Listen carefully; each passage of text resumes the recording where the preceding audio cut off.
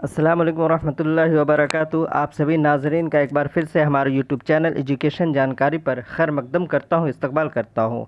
आप सभी को ये ख़बर मिल चुकी होगी कि एसटीटी जो एग्ज़ाम हुआ है उसका आज आंसर की जारी तो कर दिया गया है, लेकिन अभी तक लोड नहीं हुआ है। वो तकरीबन 1 घंटे के बाद 11 बजे के बाद लोड हो जाएगा। आप उससे मिलान कर सकते हैं। 9वीं 10वीं का आ चुका है और उससे काफ़ी बच्चों ने अपना अंदाज़ा लगा लिया होगा, क्योंकि जो पास आउटिंग मार्क्स है वो है 75 नंबर। यानी 150 में अगर आप 75 नंबर ले आते तो आप क्वालिफाई कर जाएंगे बीपीएससी के लिए, यानी जनरल वाले बच्चों को।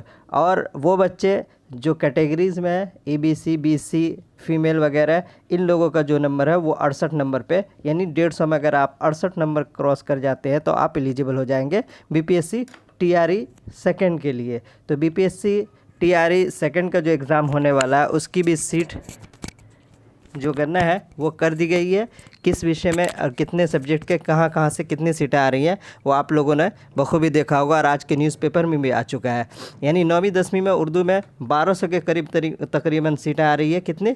1200 सीटें आ रही है। और +2 की बात कर ले तो +2 में जो सीटें दी गई है वो 333 की सीटों का आंकड़ा दिया गया है। लेकिन ये सिर्फ 333 नहीं रहेगा, बल्कि इसमें और सीटें ऐड होगी। जो बीपीएससी टीआरई 1 का एग्ज़ाम हुआ है +2 में, उसमें जो बच्चे बैठे हुए थे वो 165 बच्चे ही उर्दू का एग्ज़ाम दिया है। और उसमें जो सीटें बन रही हैं वो 1749 सीटें थी। तो 1749 में से 165 को अगर हम निकाल देते हैं तो कुल सीटों की तादाद बच जाती है 1584। अगर 165 के 65 बच्चों ने क्वालिफाई कर लिया तो उसके बाद भी 1584 सीटें बच जाती है। और 1584 में 333 को ऐड कर देते हैं तो ये कुल सीटों की तादाद बन जाती है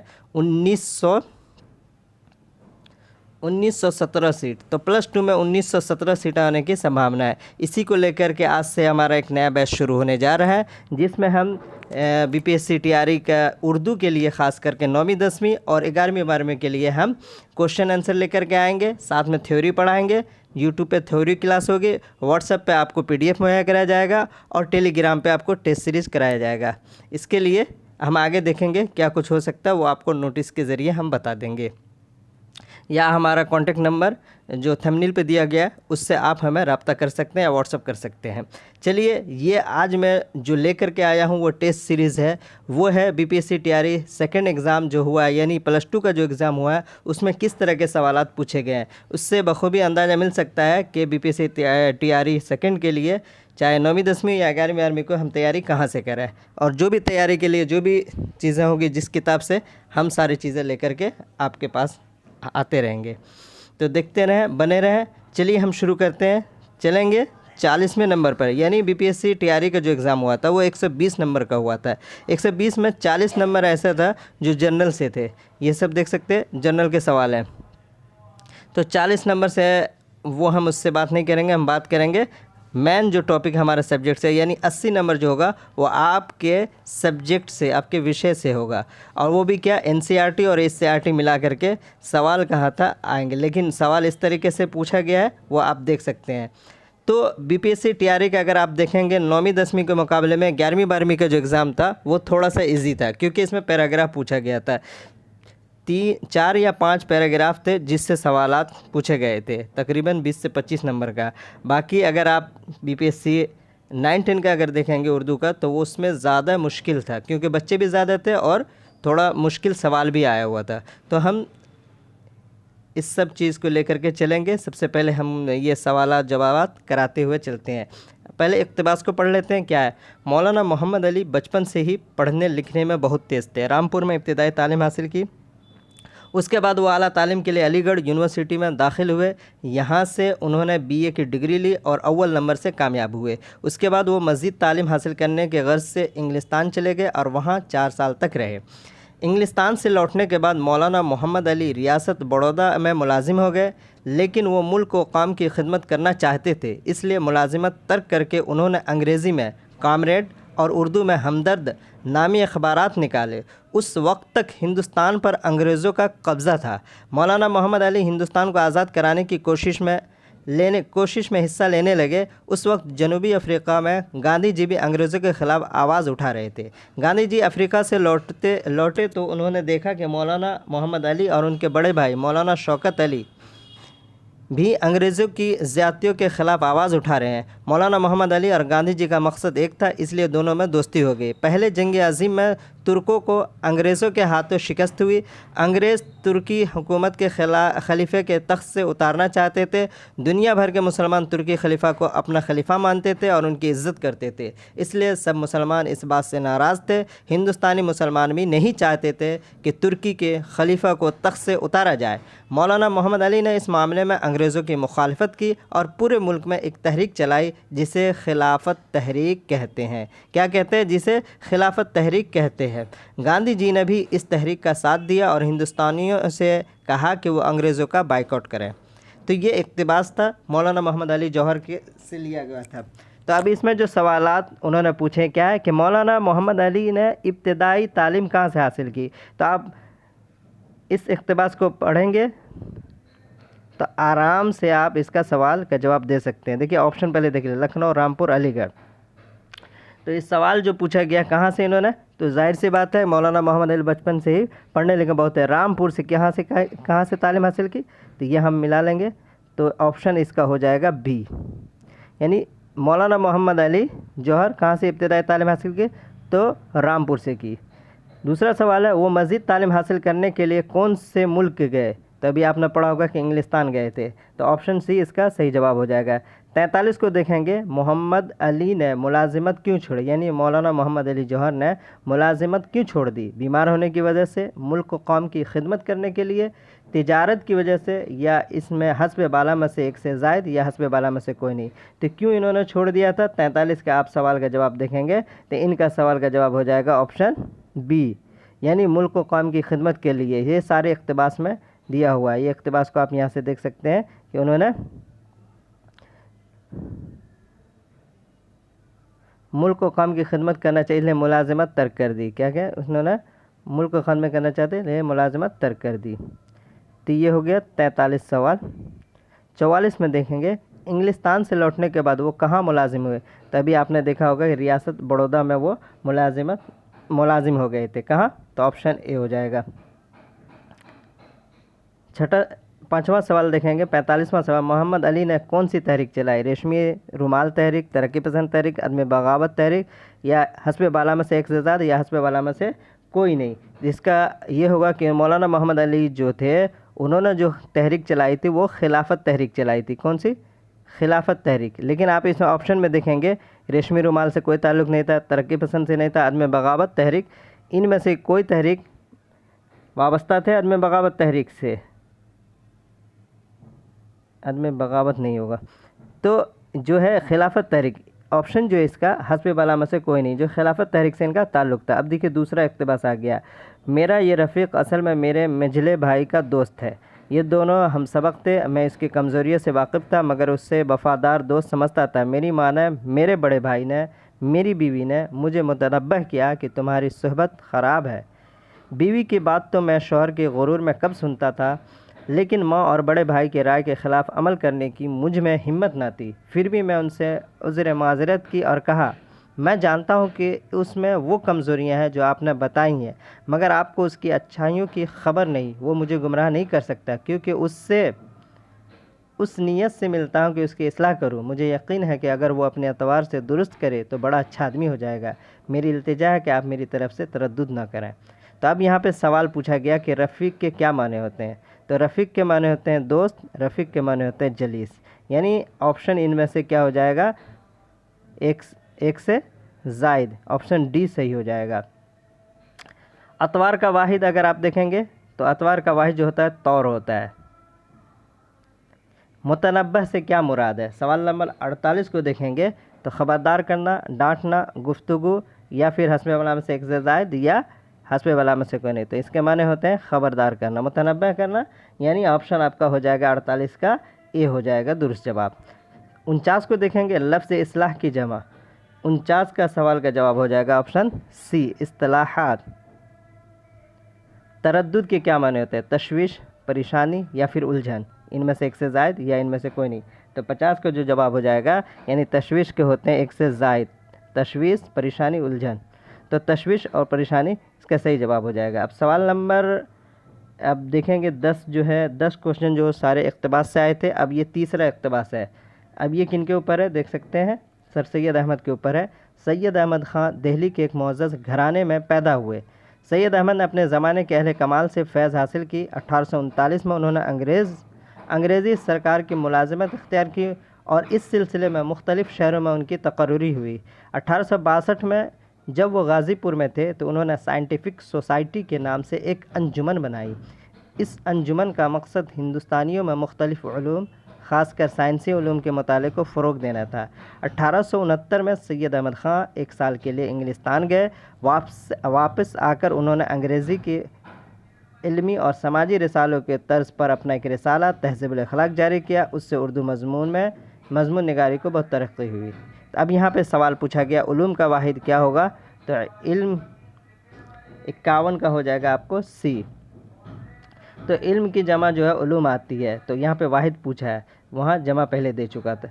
मुअज़्ज़ज़ के क्या माने होते हैं, इज़्ज़तदार, बावक़्त या फिर शरीफ, या इनमें से एक से ज़ायद या इनमें से कोई नहीं। तो 52 का आप एक से ज़ायद इनका दुरुस्त जवाब हो जाएगा, क्योंकि उनके सारे माने एक होते हैं।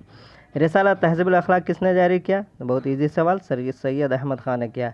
सर सैयद ने अंग्रेज़ी सरकार की मुलाज़मत कब इख्तियार की, अभी आपने यहाँ पढ़ा होगा कि 1839, यहाँ पे आप देख सकते हैं। तो कब की थी उन्होंने, ऑप्शन बी हो जाएगा सही 54 का। अंजुमन किसे कहते हैं, बज़्म को, मजलिस को, सोसाइटी को, या इनमें से एक से हस्ब वाला में से एक से ज़ायद, या इनमें से कोई नहीं। तो 55 का जो आपका जवाब हो जाएगा ऑप्शन डी सही हो जाएगा। अब देखिए इक़्तिबास नंबर 3 था, अब ये चौथा आ गया। मौलवी अब्दुल हक एक मुहक्किक, सवानह निगार, ज़बानदां, लुग़त नवीस, माहिर क़वाइद और साहिब तर्ज़ इंशा पर्दाज़ थे। उनकी तहरीरों पर हाली का सबसे ज़्यादा असर है। बोल चाल की सादा ज़ुबान में पुरखुलूस जज्बात का बेलाग इजहार करते हैं। हर बात खूब सोच समझ कर लिखते हैं। इबारत में उलझाव नहीं। मुश्किल ज़बान लिखने वालों को वो उर्दू का दुश्मन कहते थे और आसान ज़बान लिखने पर ज़ोर देते थे। उर्दू अदब में कदीम किताबों की तदवीन, तरतीब और इशाअत का उनका बहुत बड़ा कारनामा है। उन किताबों पर उनके मुक़द्दमात उर्दू अदब का कीमती सरमाया है। अंग्रेज़ी, उर्दू लुग़त और उर्दू ज़बान के क़वाइद की बुनियादी काम भी मौलवी अब्दुल हक की कोशिशों का नतीजा है। अब सवाल इसका आ गया, मुहक्किक किसे कहते हैं, तो मुहक्किक किसी शय के हकीकत तलाश करने वाला, अफसाना लिखने वाला, तस्वीर बनाने वाला, या एक से ज़ायद, या इनमें से कोई नहीं। तो आपका 56 नंबर सवाल का हो जाएगा, किसी शय की हकीकत तलाश करने वाले को मुहक्किक कहते हैं। तो मौलवी अब्दुल हक क्या थे, मुहक्किक थे। एक सवाल आपका STT +2 के सवाल में ये भी था कि मौलवी अब्दुल हक क्या थे, तो मुहक्किक थे। जज्बात का वाहिद क्या होगा, जज़्मो, जज्बा, इंजिज़ाब, या इसमें हस्ब बाला में से एक से ज़ायद, या हस्ब बाला में से कोई नहीं। 57 आपका हो जाएगा जज्बा।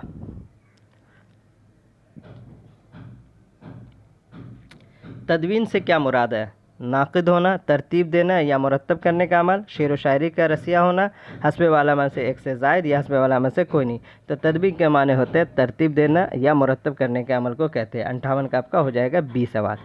सवाल नंबर 59 को देखेंगे, लुग़त नवीस क्या है, मुहावरा है, कहावत है, मुरक्कब है, या हस्ब वाला में से एक से ज़ायद है या हस्ब वाला में से कोई नहीं। तो 59 का जो हो जाएगा, लुग़त नवीस कैसा जुमला है, तो ये मुरक्कब जुमला है। लुग़त और नवीस यानी मुरक्कब जुमला है। सवाना निगार किसे कहते हैं, और ये जो मैं आंसर बता रहा हूँ, जो BPSC ने आंसर की जारी किया है उसी से बता रहा हूँ। सवाना निगार किसे कहते हैं, सफ़र की रुदार लिखने वाले को, अपनी ज़िंदगी के वाक़यात बयान करने वाले को, दास्तान सुनाने वाले को, हस्ब वाला में से एक से ज़ायद या हस्ब वाला में से कोई नहीं। तो 60 नंबर सवाल का आपका हो जाएगा ऑप्शन ई। यहाँ पे पूछा है सवाना निगार, तो यहाँ आप नहीं देख सकते हैं, सफ़र के रुदार करने लिखने वाले को सफ़रनामा निगार कहते हैं, और अपनी ज़िंदगी के वाक़यात मैंने कहा खुदनविश या आप बीती लिखने वाले को कहते हैं। दास्तान सुनाने वाला तो दास्तान बयान करने वाला हो जाएगा। तो जो होता है सवाने निगार किसे कहते हैं, जो दूसरे के सवाने के बारे में लिखते हैं। तो सवाल नंबर आप देखेंगे इक़्तिबास नंबर 5 देख सकते हैं। तो कुल कितने सवाल हो गए यहाँ तक, यानी 20 सवाल आप देखें कि ये इक़्तिबास से। इसके बाद भी है इक़्तिबास नंबर 5, बेगम हज़रत महल अवध के आखिरी नवाब वाजिद अली शाह की बेगम थीं। वो फैज़ाबाद के गरीब घराने में पैदा हुई। माँ बाप ने उनका नाम उमराव रखा। उनका बचपन फैज़ाबाद में गुजरा। जब वो लखनऊ आई तो वाजिद अली शाह की बेगम बनी। वाजिद अली शाह अवध के तख्त पर बैठे तो उन्होंने अपनी चहेती बेगम को हज़रत महल साहिबा का खिताब दिया और उनके बेटे बिरजीस कद्र को अपना बेटा मुकर्रर किया। अंग्रेज़ों ने हिंदुस्तान के साथ तिजारत करने के लिए ईस्ट इंडिया कंपनी कायम की थी। आहिस्ता आहिस्ता ये कंपनी हुकूमत के कामों में दखल देने लगी। हर रियासत में उसका एक नुमाइंदा रहता था। अवध में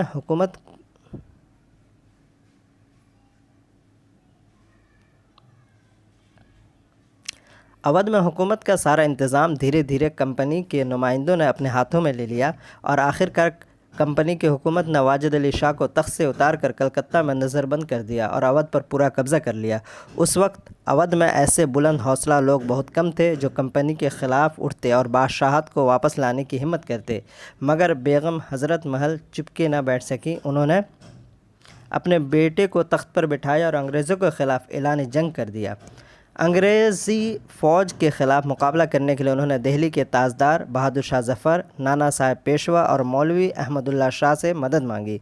अहमद शाह की मदद से उन्होंने 11 दिन के अंदर अंदर अवध को अपना कब्ज़े में कर लिया। बेगम हज़रत महल बहुत ही सरगर्म खातून थी। उन्होंने महल के अंदर औरतों का एक गिरोह तैयार किया था। महल की लौंडियाँ बांदियाँ उनकी निगरानी में कवायद किया करती थी। उन्होंने जासूस औरतों को भी एक जमात तैयार की थी। उनके मातहती में अवध की बहुत सी औरतें मर्दाना लिबास पहनकर और हथियार सजाकर जंग करती थीं। तो ये इक़्तिबास नंबर 5 था। अब सवाल जो पूछा गया है कि बेगम हज़रत महल कौन थी? नवाब आसिफ़ुद्दौला की बीवी, नवाब सिराजुद्दौला की बीवी, तो नवाब वाजिद अली शाह की बीवी थी।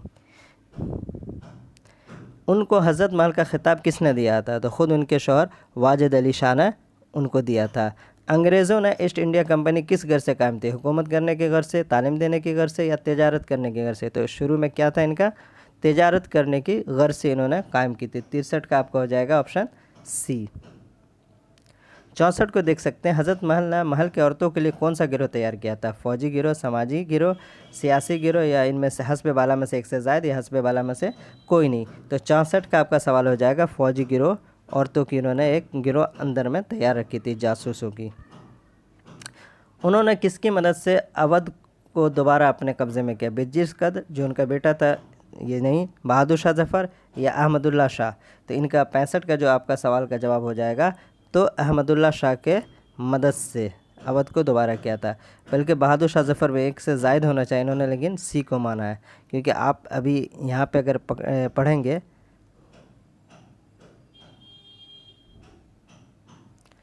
बहादुर शाह ज़फ़र, नाना साहब पेशवा और मौलवी अहमदुल्ला शाह से मदद मांगी। अहमदुल्ला शाह, अच्छा, अहमद शाह की मदद से। लेकिन यहाँ जो सवाल है सिर्फ सही सवाल का जवाब है अहमदुल्ला शाह, बहादुर शाह ज़फ़र से नहीं, बल्कि मदद किसने की थी? तो अहमदुल्ला शाह। तो उसी की बदौलत इन्होंने 11 दिन के अंदर में अवध को वापस कर लिया था। सरोजिनी नायडू को, अब देखिए यहाँ से इक़्तिबास ख़त्म हो गया। 25 सवाल जो है इक़्तिबास से थे। 25 के बाद आप सवाल को देख सकते हैं। सरोजिनी नायडू को बुलबुल हिंद कहा जाता है। इन लफ्ज़ों में बुलबुल हिंद क्या है? तखल्लुस है, असल नाम है, लक़ब है, या हस्बे बाला में से एक से ज़ायद, या हस्बे बाला में से कोई नहीं? तो 66 का आप जो जवाब देखेंगे तो ऑप्शन सी हो जाएगा, लक़ब। तो बुलबुल हिंद क्या है? एक लक़ब है, ये लक़ब है। अंग्रेज़ी लफ्ज़ मेटाफर के लिए इल्म बयान में कौन सी इस्तिलाह बयान की जाती है? तशबीह, इस्तिआरा, तजनीस, हस्बे वाला में से एक से ज़ायद, या हस्बे वाला में से कोई नहीं? तो 67 का आपका जवाब हो जाएगा ऑप्शन बी। तो मेटाफर जो इंग्लिश में इस्तेमाल होता है उसके लिए उर्दू का जो इस्तेमाल है इस्तिआरा। इस्तिआरा को इंग्लिश में मेटाफर कहते हैं। सवाल नंबर 68 को देखेंगे। वो लफ्ज़ जिससे किसी की अच्छाई, बुराई या खुसूसियत ज़ाहिर हो उसे क्या कहते हैं? इसमें ज़मीर, सिफ़त ज़ाती, या हस्बे वाला में से एक से ज़ायद, या हस्बे वाला में से कोई नहीं?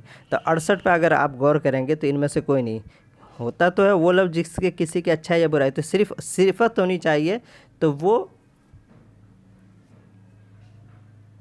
सही जवाब होता है। लेकिन यहाँ पे सिफ़त ज़ाती कर दिया है, ये मखसूस कर दिया है, जो नहीं होगा।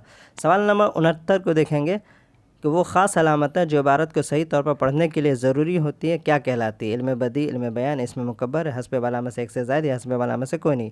तो 69 का भी जवाब देखेंगे ऑप्शन ई, इनमें से कोई नहीं। ना इल्म बदी हो सकता है, ना इल्म बयान, ना इसमें इल्म मुकब्बर। फ़िल मुज़ारा किसे कहते हैं? जिसमें हाल और मुस्तक़बिल दोनों की झलक हो, जिसमें माजी और हाल दोनों की झलक हो, जिसमें काम होने वाला हो या हस्बे वाला में से एक से ज़ायद या इसमें, तो इसका ऑप्शन हो जाएगा 70 का ए। यानी फ़िल मुज़ारे के अंदर दो ज़माने पाए जाते हैं, हाल और मुस्तक़बिल।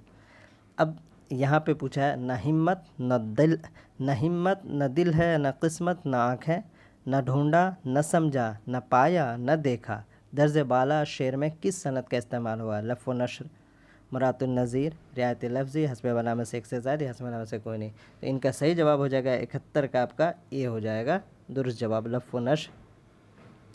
बात करने वाला अपने लिए जो ज़मीर इस्तेमाल करते हैं उसे क्या कहते हैं? तो ज़मीर मुतकल्लिम इसे कहते हैं। सही जवाब हो जाएगा ज़मीर मुतकल्लिम। सवाल नंबर 73 को देखेंगे, मंदरज़ेल में से इसमें जामिद कौन सा है? दौड़ना, औरत, हंसमुख, हस्बे वाला में से एक से ज़्यादा, हस्बे, तो इनका हो जाएगा आपका औरत, ये जो है इसमें जामिद है। अब यहाँ पे सवाल है, तरफ़ैन इस्तिआरा किससे क्या मुराद है? किसी एक को किसी दूसरे से तशबीह देना, वो चीज़ जिससे तशबीह दी जा रही है, वो शय जिससे तशबीह दी जा रही है, या हस्बे वाला में से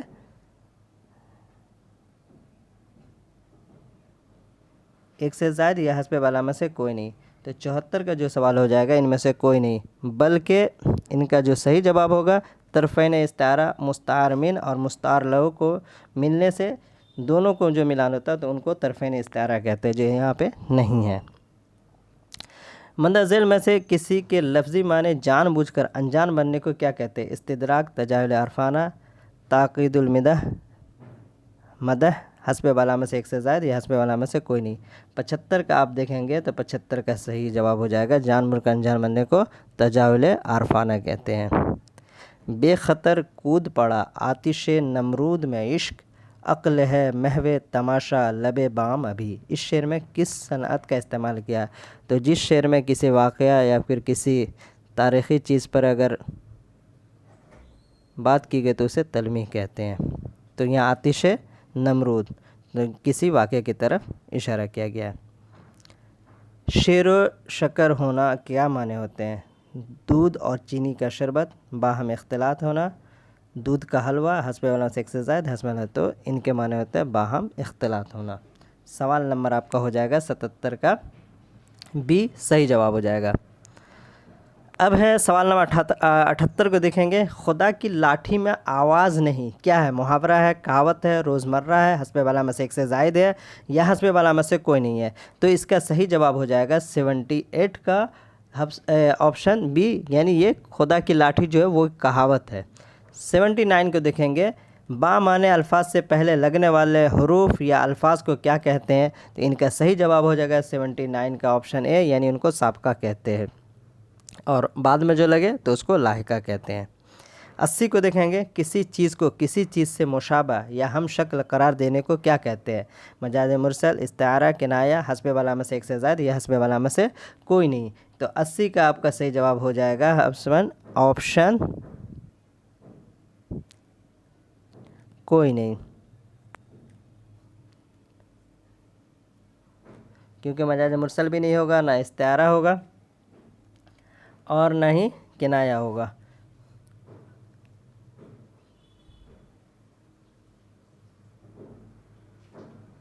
कलाम में ऐसी चीज़ों का जिक्र करना जिनमें आपसी मुनासिबत या ताल्लुक़ पाया जाए उसे क्या कहते हैं? सनत तज़ाद, सनत याम, मिरातुन नज़ीर, हस्बे वाला में से एक से ज़्यादा या हस्बे वाला में से कोई नहीं। तो 81 का जो आपका सही जवाब होगा मिरातुन नज़ीर। मिरातुन नज़ीर की तारीफ़ पढ़ेंगे तो मिरातुन नज़ीर के लिए ही ये है।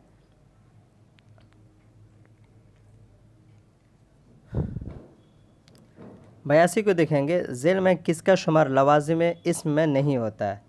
जिन्स, फ़ेल, तादाद, हस्बे वाला में से एक से ज़ायद या हस्बे वाला में से कोई नहीं। तो यहाँ पूछा है कि इसमें से कौन नहीं होता है?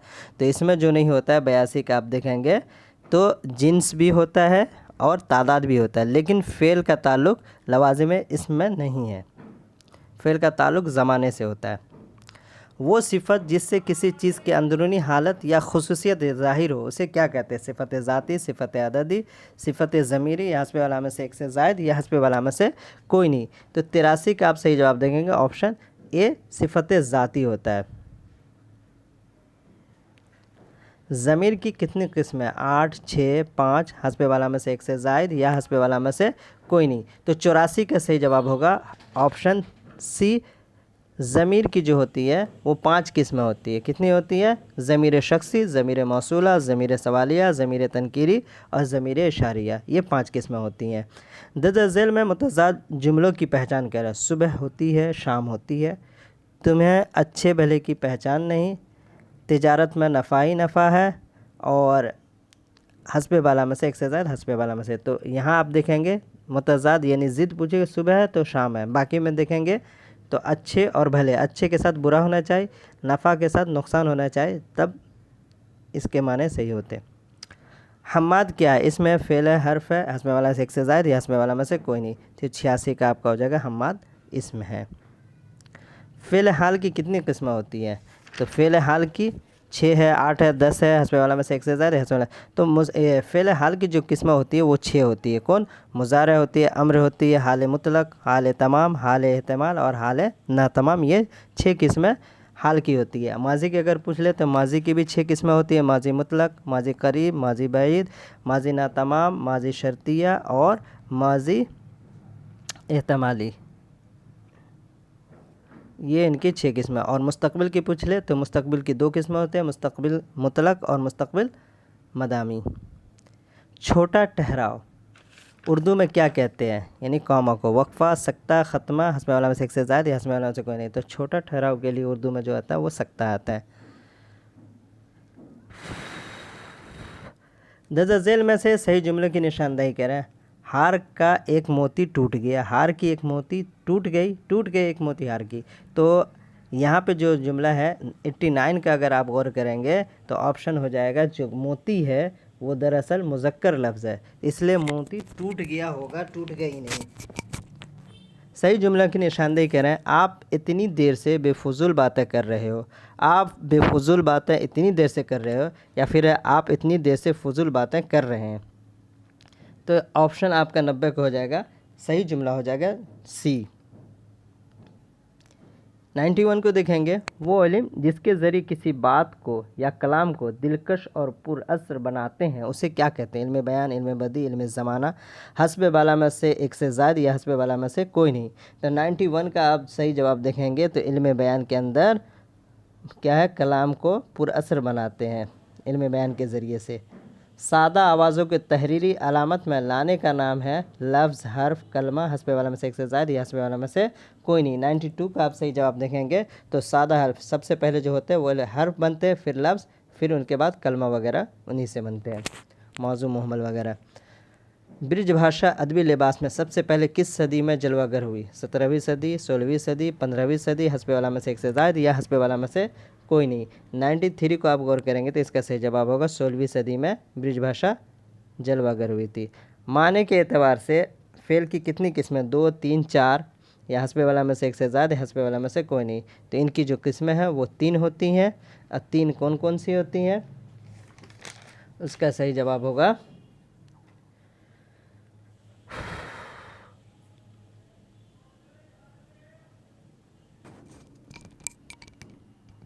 तो माने के एतबार से फ़ेल की 3 किस्में होती है। कौन कौन? लाजिम, मुतअद्दी और नाक़िस, ये 3 किस्में फ़ेल की होती हैं। 95 को देखेंगे। उर्दू शायरी का बावा आदम किस शायर को कहा जाता है? मीर तक़ी, मिर्ज़ा गालिब, वली दखनी या फिर हस्बे वाला में से एक से ज़ायद। तो वली दखनी को कहा जाता है। 95 को आप देख सकते हैं, ऑप्शन शी सही है। 96 को देखेंगे। खड़ी बोली का उर्दू के साथ माँ बेटी का रिश्ता है, यह किसका कौल है? मोहम्मद हसन, शमशुर रहमान फ़ारूकी, मिर्ज़ा खलील अहमद बैग, हस्बे वाला में से एक से ज़ायद या हस्बे वाला में से कोई नहीं। तो 96 का सही जवाब होगा ऑप्शन सी, मिर्ज़ा खलील अहमद बैग का ये कौल है कि खड़ी बोली उर्दू के साथ माँ बेटी का रिश्ता है। मसूद हुसैन खां के मुताबिक उर्दू किस ज़बान से निकली है? सिंधी, पंजाबी, मलयालम, हस्बे वाला में से एक से ज़ायद या हस्बे वाला में से कोई नहीं। तो मसूद हुसैन खां का नज़रिया जो है वो खड़ी बोली से उर्दू निकली है, और दहली और नवाह दहली, तो इनमें से कोई नहीं। इसका ऑप्शन ई होगा सही जवाब 97 का। 98 को देखेंगे। उर्दू की इब्तिदा का सुराग पाली में तलाश करना चाहिए, कौल किससे मंसूब है? शौकत सब्ज़बारी, एहतशाम हुसैन, सोहेल बुखारी, हस्बे वाला में से एक से ज़्यादा या हस्बे वाला में से कोई नहीं। तो 98 का सही जवाब हो जाएगा शौकत सब्ज़बारी का कौल है कि उर्दू को जो है पाली से देखना चाहिए। पाली का नज़रिया कौन देते हैं? तो उर्दू के इब्तिदा का सुराग पाली से निकला है, तो यह शौकत सब्ज़बारी का नज़रिया है। ड्रामा अनारकली में अनारकली के बहन का नाम क्या रहता है? तो सुरैया। अल्लामा इकबाल की तारीख़ पैदाइश बताएंगे? 22 फरवरी 1873, 27 जनवरी 1878 या फिर 10 नवंबर 1837। तो इनमें से कोई नहीं है। दरअसल उनकी जो पैदाइश है वो है 9 नवंबर 1877 को। 9 नवंबर जुमे के दिन 1877 को अल्लामा इकबाल की पैदाइश होती है, जो इनमें कहीं ऑप्शन में नज़र नहीं आ रहा है। अशरफ बयाबानी के वालिद का नाम बताएंगे? सैयद ज़िया अहमद बदायूनी, सैयद ज़िया अहमद बदायूनी, सैयद ज़ियाउद्दीन रिफ़ाई बयाबानी। तो इनका सही जवाब होगा 101 का ऑप्शन सी, सैयद ज़ियाउद्दीन रिफ़ाई बयाबानी इनका नाम था। आदिल शाही हुकूमत कब से कब तक कायम रही? 1490 से 1686 या 1490 से 1668, 1590 से 1661। तो 102 का सही जवाब हो जाएगा ऑप्शन ए, 1490 से लेकर के 1686 तक आदिल शाही हुकूमत कायम रहती है। मीर तकी मीर के उर्दू में कितने दीवान हैं? 4 है, 5 है, 8 है, हस्बे वाला में से? तो इनमें से कोई नहीं जवाब होगा, क्योंकि मीर के जो उर्दू में है कुल 6 दीवान है, लेकिन इन्होंने जो ऑप्शन माना है 103 का, अगर आप देखेंगे तो ऑप्शन ए 4 ही माना, जो गलत है। 104 को देखेंगे, जोश के बारे में नीचे दिया गया मिसरे को किसने कहा? जोश के इफ़कार को मानेंगे मुस्तकबिल की रूह? नियाज़ फतेहपुरी, अब्दुल हक, जोश मलियाबादी, हस्बे वाला में से एक से ज़ायद या हस्बे वाला में से कोई नहीं। तो 104 का इन्होंने जो जवाब माना है वो खुद जोश मलियाबादी को ही माना है। कैफिया का मुसन्निफ़ कौन है? कैफ़ी आज़मी, बिरज मोहन दत्तारिया कैफ़ी या मेहदी अफ़ादी? तो कैफिया लिखने वाले बिरज मोहन दत्तारिया कैफ़ी की किताब है।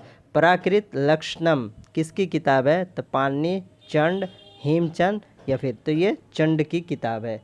इनकी किताब है। 106 को अगर देखेंगे तो ऑप्शन बी चंड की है। 7 को देखेंगे, फ़साहत व बलागत में बलागत का मफ़हूम क्या है? शेर या जुमले की रवानी, शेर या जुमले मुश्किल अल्फाज के इस्तेमाल, शेर या जुमले में मानवी गहराई, हस्बे वाला में से एक से ज़्यादा या हस्बे वाला में से कोई नहीं। तो 107 का जवाब हो जाएगा ऑप्शन सी, शेर या जुमले में मानवी गहराई। बिकट कहानी क्या है? गज़लों का दीवान, कसाइद का मजमा, बारहमासा? तो ये जो है बिकट कहानी एक बारहमासा है। ज़मीर मौसूला के तारीफ़, जिनमें सवाल पूछा गया हो और उसका जवाब दिया गया, जो इसम की जगह एक इजाफी जुमले के साथ इस्तेमाल हो और जिसमें इसम के बारे में कुछ कहा गया हो, जिसमें किसी इसम की तरफ इशारा किया गया हो। 109 का सही जवाब हो जाएगा ऑप्शन बी, यानी जो इसम की जगह पर एक इजाफी जुमले के साथ इस्तेमाल हुआ हो। 110 को देखेंगे, मीर तकी मीर का तस्करा निकातुश्शोरा किस ज़बान में? फ़ारसी, उर्दू, अरबी? तो इन्होंने फ़ारसी में है। उर्दू का पहला तस्करा निकातुश्शोरा जो फ़ारसी ज़बान में लिखी गई, लेकिन उर्दू शायरों का तस्करा लिखा गया है। झेल में किस शायर का ताल्लुक दबिस्तान लखनऊ से है? जुर्रत, आतिश, नासिक, हस्बे वाला में से? तो जुर्रत भी है, आतिश भी है, नासिक भी है। इनका हो जाएगा ऑप्शन डी। क्रिश्चियन की किताब पौधे का मौजू क्या है? तरक्की पसंदों के हैदराबाद कॉन्फ्रेंस की रुदाद, या फिर तरक्की पसंदों की भिवंडी कॉन्फ्रेंस की रुदाद, या तरक्की पसंदों की लखनऊ कॉन्फ्रेंस की रुदाद? तो ये हैदराबाद की पौधे जो है, क्रिश्चियन की किताब पौधे जो है वो हैदराबाद की रुदाद को बयान किया गया है। सादत हसन मंटू का मजमून 3 गोले किसके बारे में? तो इनका जो है मीरा जी के बारे में। मसनबी ख्वाब ख्याल किस शायर की है? तो मीर असर की किताब का नाम मसनबी ख्वाब ख्याल है। जिंदों की तारीफ़ को कसीदा बोलते हैं और मुर्दों की तारीफ़ जिसमें तासुब और अफसोस शामिल है, मरसिया कहते हैं। किनका कौल है? तो अल्ताफ़ हुसैन हाली का कौल है। 115 का आपका होगा ऑप्शन सी सही जवाब। पिघला नीलम किसका शेरी मजमुआ? तो ये सज्जाद ज़हीर का शेरी मजमुआ पिघला नीलम है। 116 का आपका हो जाएगा ऑप्शन बी। अब यहाँ एक कॉल है, थका मांदा क़यामगाह तक पहुँचा तो साहिब मकान को मुंतसिर और किसी कदर मुतफक्किर पाया। ये साहिब कुछ अरसे से बीमार है और एक तरह की दिमागी उलझन में मुब्तला रहते हैं। मैं उनसे वक्त के मामलात का तज़किरा बचा जाता था, उनकी दिमाग उलझन और ज़्यादा न बढ़ जाए। वो वर्किंग कमेटी के मेंबर से भी मुस्तफ़ा हो चुके हैं और अगरचे मैंने अभी तक उनका इस्तीफ़ा मंजूर नहीं किया, लेकिन उन्हें कमेटी के जलसे में शिरकत के लिए कहा भी नहीं। ये इक़्तिबास गुबार ख़ातिर के जिस ख़त से लिया गया उसका उन्वान क्या है? दास्तान बेसुतूं, कोहेकुन, चिड़े की कहानी, हिकायत जाग बुलबुल, हस्बे वाला में से एक से ज़्यादा या हस्बे वाला में से कोई नहीं।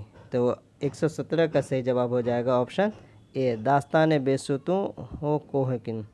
तो एक न एक सवाल गुबार खातिर से हर एग्ज़ाम में पूछा गया है।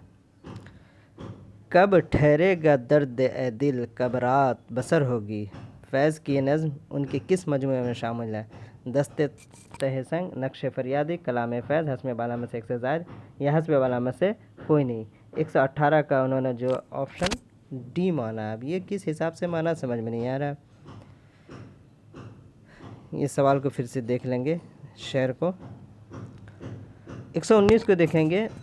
उर्दू का आगाज़ खड़ी बोली का आगाज़ है। खड़ी बोली 11वीं-12वीं सदी में अपभ्रंश से उभरी, जो दिल्ली, मेरठ और मुरादाबाद वगैरह में बोली जाती है। उर्दू का आगाज़ के बारे में ये नज़रिया किसका है। ज्ञानचंद जैन, मसूद हसन खान, शौकत सब्ज़वारी, हस्ब वाला में से एक से ज़ायद या हस्ब वाला में से कोई नहीं। 119 का सही जवाब होगा ज्ञानचंद जैन का ये नज़रिया है। मसनवी तुगलकनामा किस ज़बान में लिखी गई। तो ये तुगलकनामा जो फ़ारसी ज़बान में लिखी गई। ये कुल 120 सवालात थे, जो 80 सवाल +2 के लिए सवाल आए हुए थे। 25 जो है आपके इक़्तिबास से था, बाकी इस तरीके से। तो इससे आपको ये अंदाज़ा मिल गया होगा कि सवाल का पैटर्न क्या होता है, किस तरह के सवाल पूछे जाते हैं। ये तो कुछ हद तक मतलब ये था कि आप इसको हल भी कर सकते थे, लेकिन 9-10 का अगर आप देख लेंगे सवाल तो बहुत मुश्किल सवाल, बल्कि बहुत तह के अंदर से सवाल किया गया था। इसीलिए आप लोगों से गुजारिश की जाती है कि तैयारी में लग जाए। अच्छी खासी सीट आ रही है 1200 के करीब 9-10 में, और 1900 के करीब जो है आपको +2 में सीट देखने को मिलेगी। तो जो बच्चे अभी एग्ज़ाम दिए हैं बीपीएससी का, अगर वो उसका नंबर कम आ रहा हो तो घबराएं नहीं, उनके लिए एक अच्छा सुनहरा मौका है। और बिहार में जो बहाली निकली हुई है, जिस तरीके से सरकार की स्पीड दिख रही है, लग रहा है इलेक्शन से पहले बहाली कर दी जाएगी। तो ये आज एक डेमो क्लास के तौर पे, बल्कि एक देख सकते थे कि किस तरह के सवाल पैटर्न के तौर पर ये सवाल बनाया गया था।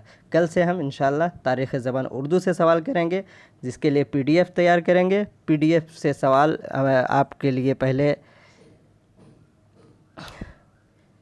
YouTube पे क्लास कराई जाएगी, सवाल जवाब कराए जाएंगे, फिर उसके बाद WhatsApp पे आपको PDF मुहैया किया जाएगा, टेलीग्राम पे आपको उसी का रिवीज़न के तौर पे आपको क्विज़ कराया जाएगा, जो सवाल आपको कराया जाएगा। इसके लिए एक छोटा सा अमाउंट हमने रखा है, सिर्फ 199 रुपये में 9, 10 और 11, 12 दोनों को आप शरीक हो सकते हैं। तो वो बच्चे अगर जिनको हमारा नोट्स चाहिए, या फिर टेलीग्राम पे अगर आप क्विज़ करना चाहते हैं हमारे साथ और हमारे साथ पढ़ना चाहते हैं, अच्छी तैयारी करना चाहते हैं, तो हमारे नंबर पे आप जो थंबनेल के ऊपर में जो मेरा नंबर दिया गया है, या फिर आप डिस्क्रिप्शन में हम डाल देंगे, वहाँ आप मुझे कॉल करके हमसे बात कर सकते हैं। और फिर जिस तरीके से तैयारी होगी हम आपके साथ ज़रूर रहेंगे, रोज़ाना क्लास लेकर के आएँगे और अच्छी तैयारी करवाएंगे। देखते रहे, बने रहे। अब दीजिए खुदा हाफिज़, अल्लाह हाफिज़। सब्सक्राइब नहीं किया तो सब्सक्राइब कर दें और दोस्तों में शेयर करना ना भूलें।